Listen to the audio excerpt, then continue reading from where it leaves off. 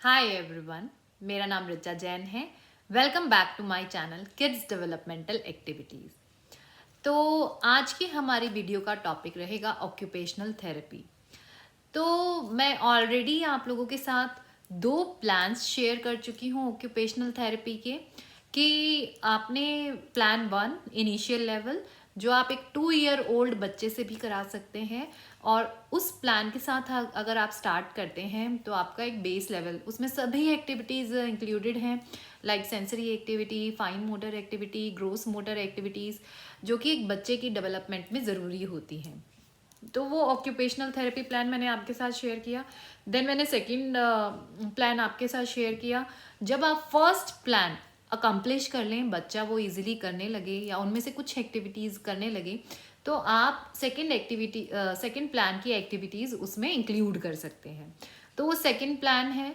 आपने कितने टाइम तक एक प्लान कराना है? एटलीस्ट मिनिमम 1 मंथ तक एक प्लान आप लेकर चलिए, ताकि बच्चा उसके यूज टू हो और जो उससे रिलेटेड इश्यूज़ हैं, सेंसरी इश्यूज़ हों या ग्रोस मोटर इश्यूज़ हों, जो भी उसकी डेवलपमेंट है कॉग्निटिवली, वो सारी उससे हो पाए। तो स्टेप बाय स्टेप चलेंगे। सेकंड प्लान मैंने आपके साथ शेयर किया था। देन आज हम शेयर करेंगे third plan.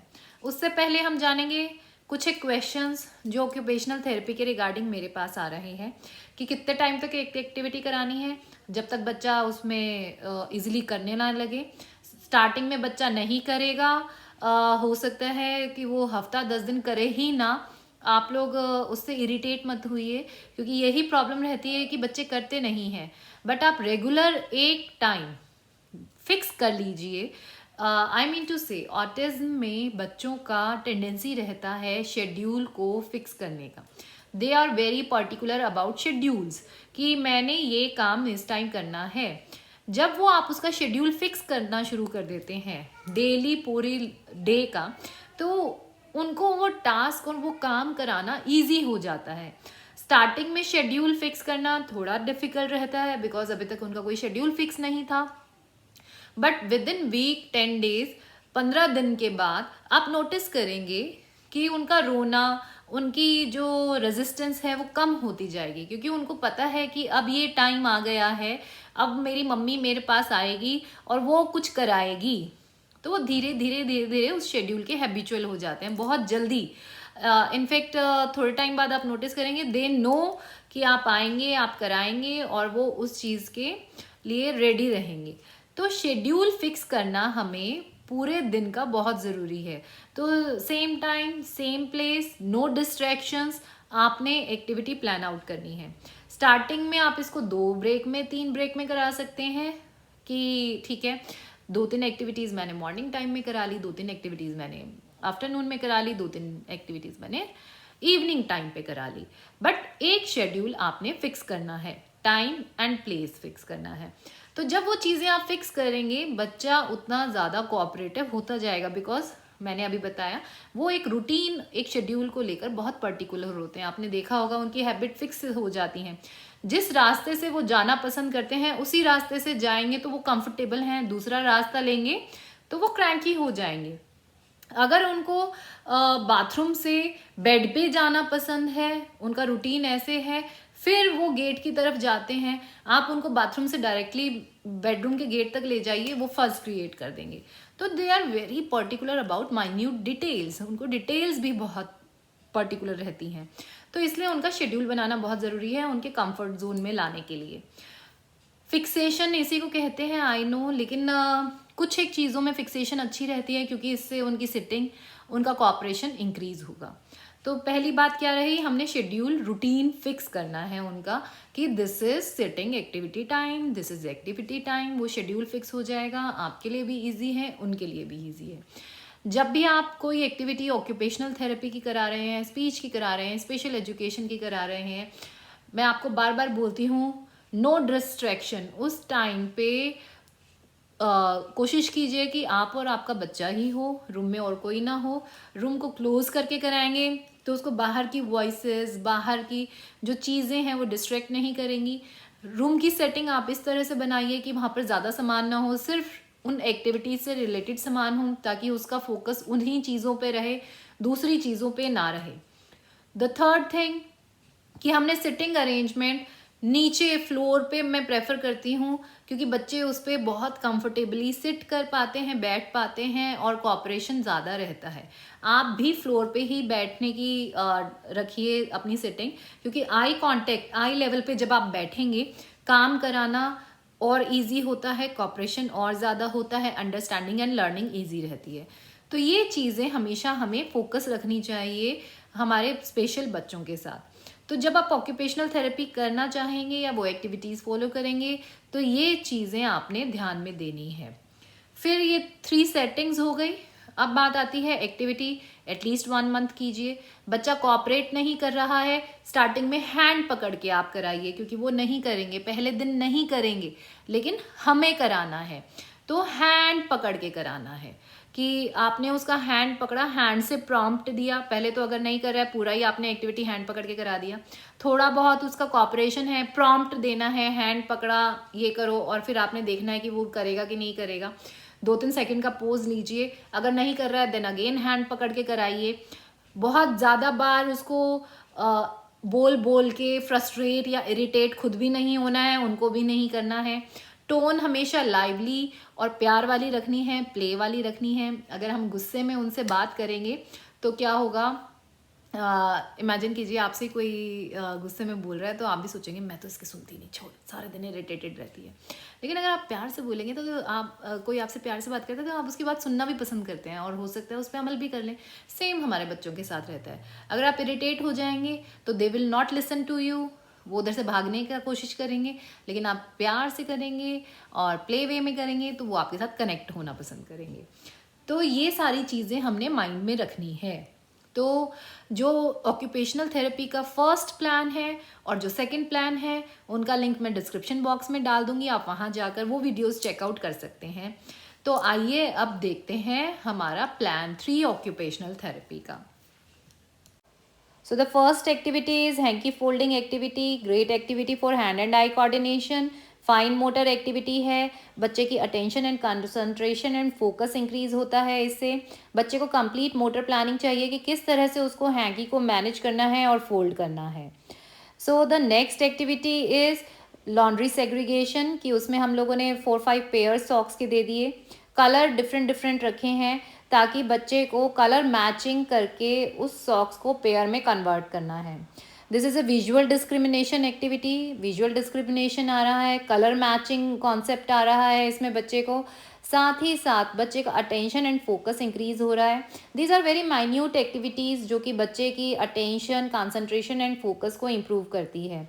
And again these activity also helps in daily life, क्योंकि बच्चे को अपनी डेली लाइफ को कैसे ऑर्गेनाइज करना है, ये सारी चीज़ें इन छोटी छोटी एक्टिविटीज़ के साथ हम बच्चे को समझा रहे हैं, सिखा रहे हैं। सो the next activity is paper cutting activity. बच्चे को आपने एक सीज़र दिया एंड पेपर दिया, उससे आपको कट कराना है। स्टार्टिंग में कृष्ण बिल्कुल सीज़र को होल्ड नहीं करता था तो मुझे उसको पकड़कर होल्ड करवाना पड़ता था। Now he hold the scissor properly. अब सीज़र कटिंग, पेपर कटिंग के क्या बेनिफिट होते हैं, इससे जो है बायलेटरल कोऑर्डिनेशन बच्चों का इम्प्रूव होता है, दोनों साइड एक्टिव होती है और बहुत अच्छी एक्टिविटी रहती है for the fine muscles, fine muscle activity है। So the next activity is paper tearing activity. बच्चे को पेपर टीयर करने को कहना है, हम लोगों ने उसको टीयर करवाना है। आप देखेंगे इसमें बहुत ज़्यादा उसको फोकस करना पड़ता है अपनी फाइन मसल्स पे, तो फाइन मोटर एक्टिविटी है। और इसमें जो है पेंसिल होल्डिंग बच्चे की इन फ्यूचर बहुत अच्छी इम्प्रूव होती है। सो उसके बाद हम लोगों ने पेपर की कटिंग कराई, टीयरिंग कराई। अब हम उसको पेस्टिंग एक्टिविटी देंगे कि अब उसको वो पेस्ट करना है। पेस्टिंग के लिए आप कोई भी शेप में फेविकोल अप्लाई कर सकते हैं और बच्चे के उसके ऊपर पेस्ट करने के लिए दे सकते हैं। अब pasting is a great concentration activity, क्योंकि आपने एक बाउंड्री बनाई है, बच्चे को उसी के अंदर पेस्ट करना है। तो इससे उसको एक लर्निंग आती है कि मुझे कहाँ क्या लगाना है, तो स्पेशल ऑर्गेनाइजेशन के बारे में उसको क्लियर होता है। फेविकोल को वो टच करेगा तो टेक्टाइल इश्यूज़ डाउन आएंगे, सेंसरी इश्यूज़ डाउन आएंगे। तो इस तरह से बच्चे को बहुत सारे कॉन्सेप्ट्स जो हैं इसमें अंडरस्टैंड होते हैं, समझ में आते हैं। तो ग्रेट एक्टिविटी रहती है। एंड आर्ट थेरेपी के बारे में हम ऑलरेडी बात कर चुके हैं कि आर्ट जो है बच्चे के neural connections social connections, mental wellbeing और फिजिकल वेलबींग के लिए कितनी इम्पॉर्टेंट है। तो मैं उस आर्ट थेरेपी का लिंक भी आपको डिस्क्रिप्शन बॉक्स में डाल दूंगी, आप प्लीज़ वो वीडियो ज़रूर देखिएगा। उससे आपको बहुत ज़्यादा क्लियर होगी बातें कि बच्चे पर आर्ट का क्या इफ़ेक्ट रहता है। नेक्स्ट जो हमारी एक्टिविटी रहेगी वो रहेगी सेंसरी एक्टिविटी। उसमें आप डिफरेंट डिफरेंट टेक्टाइल टब्स घर पे बना सकते हैं मिट्टी में से। जैसे मैंने बीड्स दे दिए हैं यहाँ पर कृष्ण को सेग्रीगेट करने के लिए।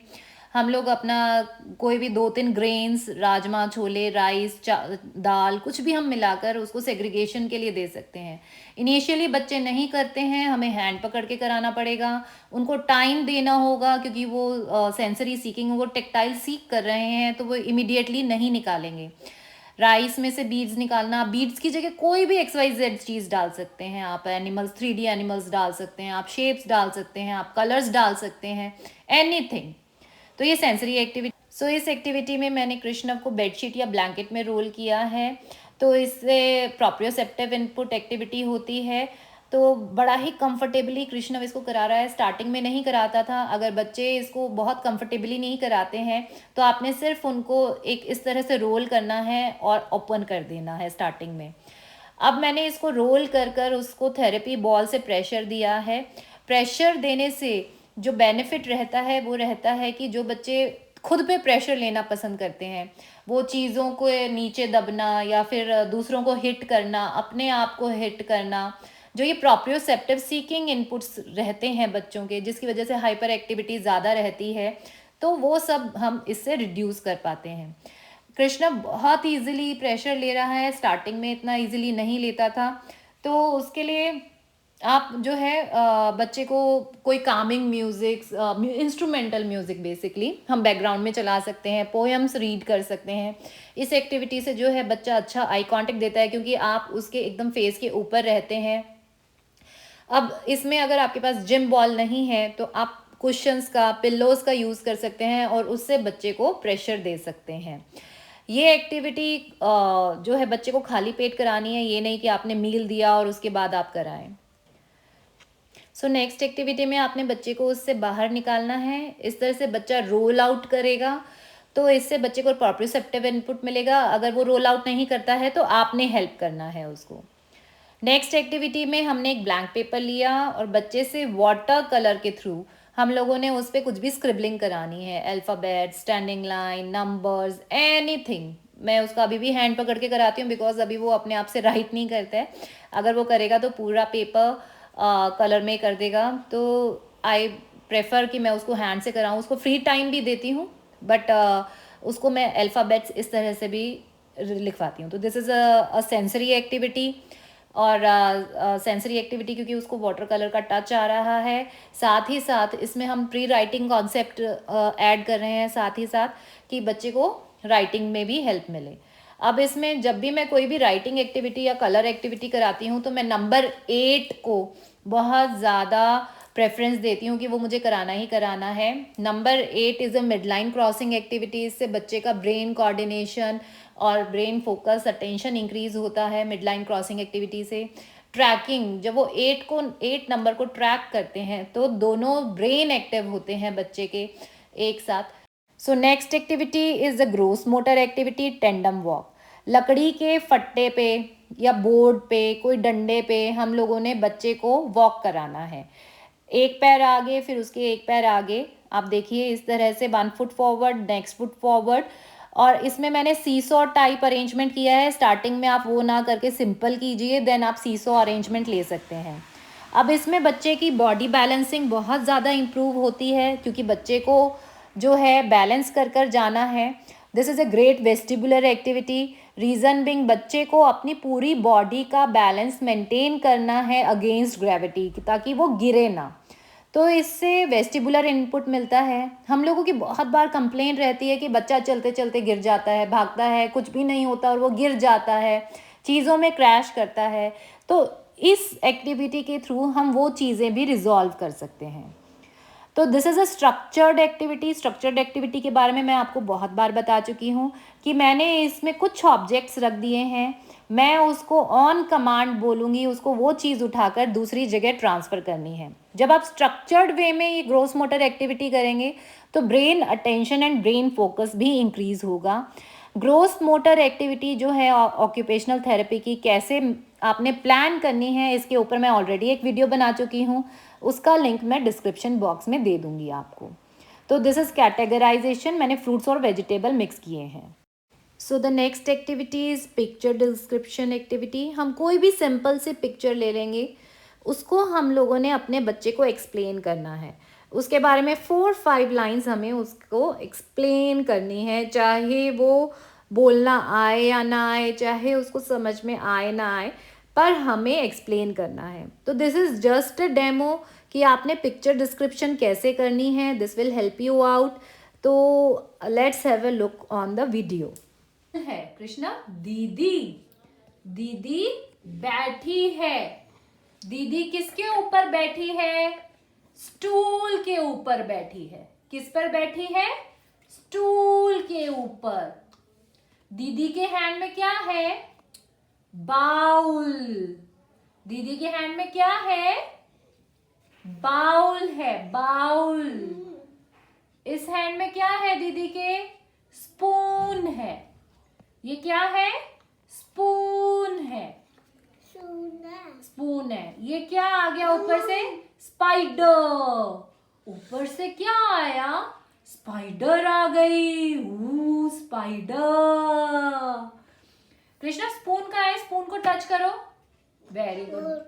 Spider, touch the spider. Bowl को टच करेंगे। बाउल का है दीदी के हैंड में, बाउल। Very good. स्टूल का है? Stool, stool. Very good. दीदी किसके ऊपर बैठी है? किसके ऊपर बैठी है? स्टूल के ऊपर। हैंड में क्या है? हैंड में क्या है? तो ये था हमारा प्लान 3 ऑक्यूपेशनल थेरेपी का। एक बहुत पुरानी कहावत है, सभी ने सुनी होगी, करत करत अभ्यास के जड़मति होत सुजान।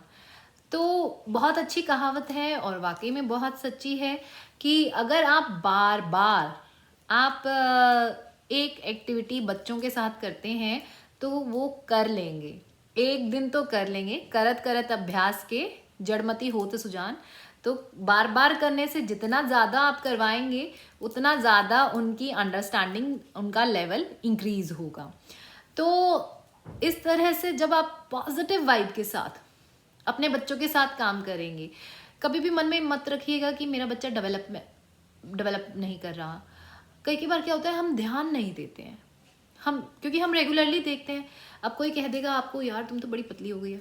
अच्छा, मुझे तो नहीं लग रहा है, क्योंकि हम अपने आप को डेली देख रहे हैं, हमारी फैमिली मेम्बर्स हमें डेली देख रहे हैं, तो वो इतना नोटिस नहीं करते हैं। बाहर वाले जो बहुत टाइम बाद देखते हैं, दे नोटिस। ऐसा ही कृष्णव के साथ हुआ था। I use to take him to mandir. मैं मंदिर लेकर जाती थी उसको। मैं बहुत परेशान रहती थी क्योंकि वो टिकता नहीं था, उसको बहुत मैनेज करके मुझे जाना होता था। Everybody knows in the way, सबको पता था कि हाँ भाई शी इज़ स्ट्रगलिंग। तो अब वहाँ पर भी एक लेडी आती थी, तो वो मुझे 2-3 महीने बाद मिली। तो उन्होंने कहा कि रिचा यार बड़ा चेंज आ गया है इसमें तो, और अब तो थोड़ा सा सुनने भी लगा है, टिकने भी लगा है। मैंने कहा अच्छा जी। तो खुद को नहीं रियलाइज़ होता कि चेंजेस आ रहे हैं, बट यस दूसरे लोग आपको बता पाते हैं कि चेंजेस आ रहे हैं। तो हम लोग डिमोटिवेट हो जाते हैं कि यार इतनी मेहनत कर रही हूँ, कुछ नहीं हो रहा है, कुछ नहीं हो रहा है। अरे हो रहा है, हम नोटिस नहीं करते हैं। तो उसके लिए आप एक जर्नल बना के रखिए। मैं हमेशा बात करती हूँ, एक जर्नल बना के रखिए, कुछ एक वीडियोस बना के रखिए कि मैंने स्टार्ट किया था, ही वॉज लाइक दिस, आज 2 मंथ्स हो गए हैं, ये चेंजेस। फिर आप उसको जर्नल को खोलेंगे, अच्छा हाँ अब तो इसमें फ़र्क है, अच्छा हाँ अब तो ये भी कर रहा है। जब आप इस तरह से दूसरे बच्चों से कंपेयर मत कीजिए।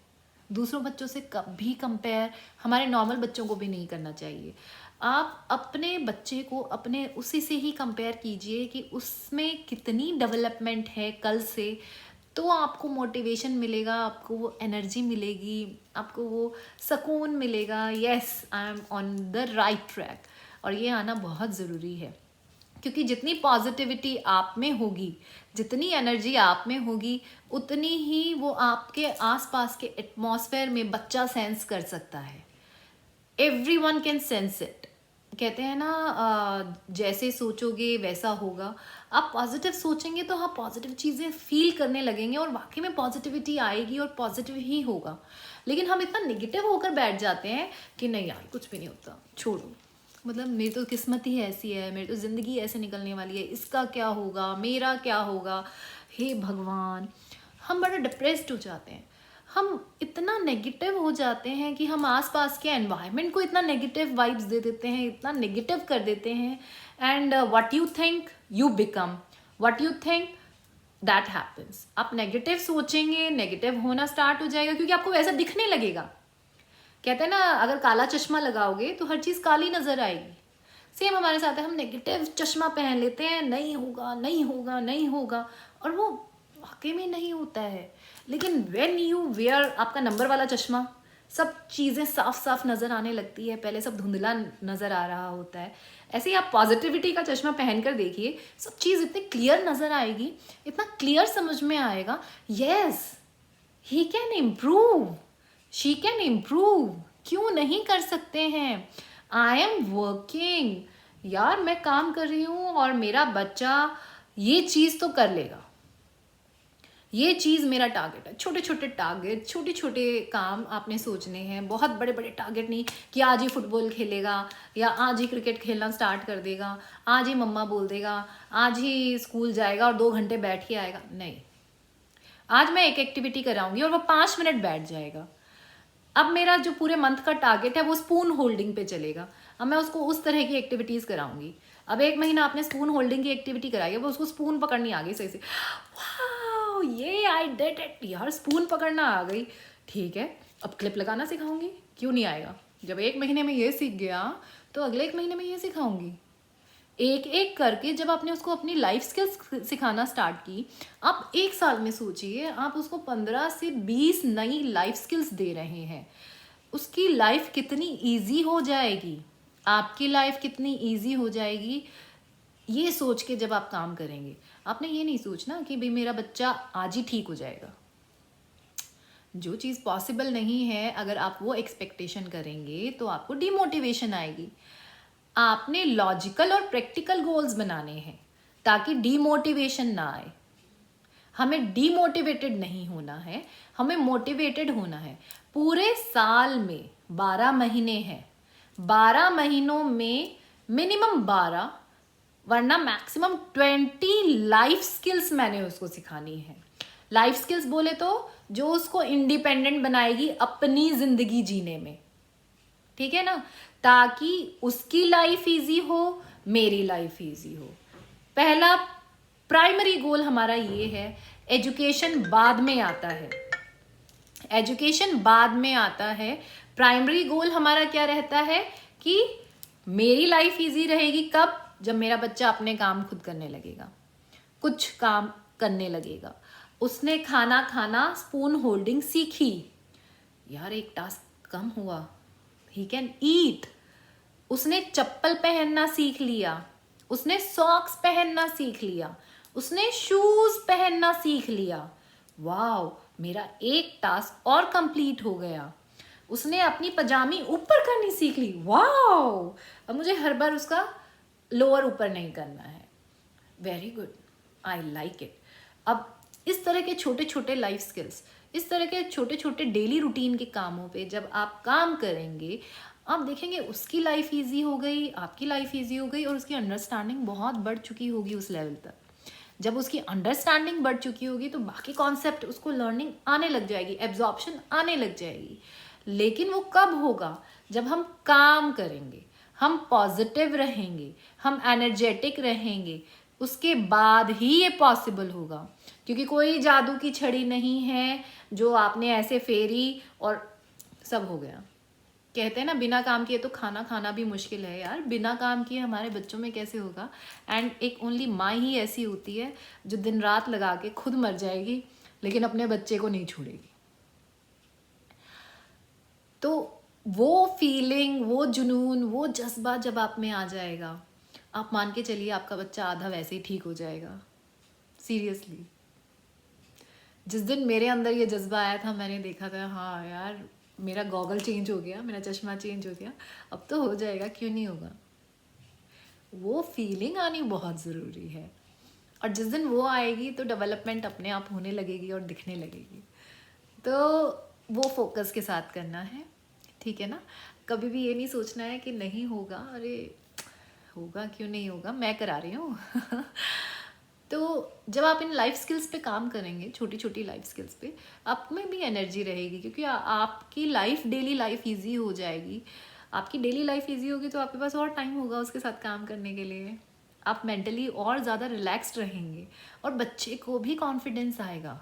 आप बच्चे की पर्सनालिटी में भी चेंज देखेंगे कि वो थोड़ा सा और मैच्योर्ड होता जा रहा है।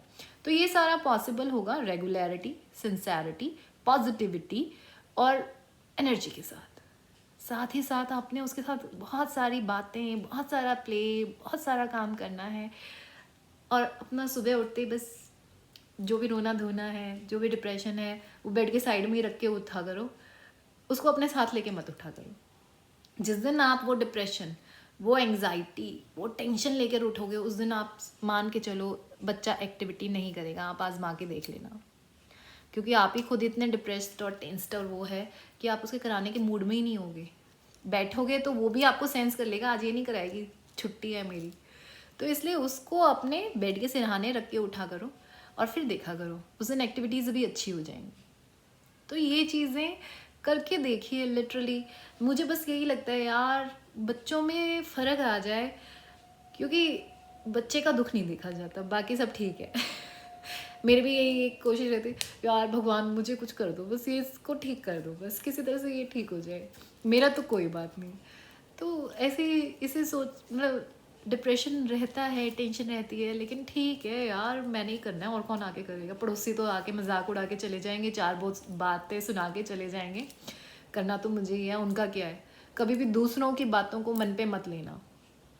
वो नहीं जानते कि आप किस सीन से जा रहे हैं, वो नहीं समझते कि आप पे क्या बीत रही है, या वो नहीं समझते कि यार बच्चे को क्या इशू है, क्या है, माँ ने कुछ सिखाया ही नहीं, क्या है इसकी माँ तो फिरती रहती है, काम मतलब कुछ करती नहीं है, बच्चे तो ऐसे ही होंगे।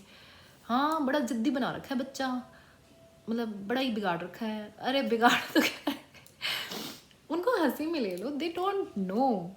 जब उनको कुछ पता ही नहीं है यार, उनकी बातों को क्यों अपने दिल पे लेके, दिमाग पे बोझ दे के अपने बच्चे की ज़िंदगी ख़राब करना, अपनी ज़िंदगी ख़राब करना। हमारा मेन मोटो ये रहना है, भाड़ में जाए दुनिया, उनका काम है बोलना, अपन तो अपने बच्चे पे काम करते हैं। कोई नेगेटिव कमेंट करते रहे, उनको नहीं पता मैं क्या कर रही हूँ। क्योंकि ये रिसेंटली मेरे साथ हुआ है, पार्क में मैं कृष्ण को लेके गई और सामने वाली लेडी ने हाँ हाँ बड़े ज़िद्दी बना रखा है, बड़ा ही बिगाड़ रखा है, पता नहीं कैसे पाला है इसको। मैंने कहा यार तुम्हें बड़ी बातें आ रही हैं। मन में सोचा, हंस भी दी। मैंने ना look at my daughter and your daughter, but वो ये मैंने बोला नहीं, मन में सोचा। मैंने अभी किसी को क्या पता, वैसे पता है सबको नेबरहुड में कि ये थेरेपी करती है या फिर इसके बच्चे को कुछ इशू है, लेकिन फिर भी ताने फुल ऑन। तो यार वो उनका काम है, दे एन्जॉय इट, और सबसे ज़्यादा एन्जॉय वो आपके फेस एक्सप्रेशन से लेते हैं कि यार इसको लगी और मेरा काम पूरा हुआ। तो वो टेस्ट उनको देना ही क्यों है, मतलब वो फील उनको क्यों देनी है कि आप उनकी बातों से इफेक्ट हो गए, क्यों हो गए। क्या उन्होंने आपके आकर घर पे कुछ हेल्प करनी है, क्या उन्होंने आके आपके बच्चे को देखना है, कुछ नहीं करना, उन्होंने बातें ही करनी है। लेट देम बी, बच्चा हमारा है, हमें करना है, उनकी बातें उनके पास रहने दो। जिस दिन ये सोच के काम करोगे ना, तो बच्चे भी सही होने शुरू हो जाएंगे, डिप्रेशन नहीं आएगा, सबसे पहले अपन भी ठीक होने लग जाएंगे। तो प्लीज़ प्लीज़ प्लीज़, मैं बार बार इतना इसलिए बोलती रहती हूँ कि हमारी सबसे ज़्यादा प्रॉब्लम ये रहती है कि हम डिप्रेस बहुत जल्दी हो जाते हैं। सिचुएशन इतनी डिप्रेसिंग रहती है, फैमिली में इतना डिप्रेशन रहता है, सब चीज़ें उलट पलट हो चुकी होती हैं, तो उसकी वजह से भी बच्चों में हम ध्यान नहीं दे पाते, काम नहीं कर पाते। तो ये सारी चीज़ें इफ़ेक्ट करेंगी ना, तो बच्चों पे हम लोग एक्टिविटीज़ पे फोकस करने के बजाय इन्हीं प्रॉब्लम्स में उलझे रहेंगे, इन्हीं बातों में उलझे रहेंगे और टाइम वेस्ट करते रहेंगे। तो आप लोग प्लीज़ अपने बच्चों के ऊपर फोकस कीजिए, उनके साथ काम कीजिए, और इम्प्रूवमेंट आएगी, आप देखेंगे इम्प्रूवमेंट आएगी। तो ये था सारा मेरा आज का भाषण। तो आई होप आपको अच्छा लग रहा होगा मेरे साथ कनेक्ट होकर। अगर अच्छा लग रहा है तो प्लीज़ प्लीज़ मेरे चैनल को लाइक शेयर एंड सब्सक्राइब करना मत भूलिएगा। Thank you so much.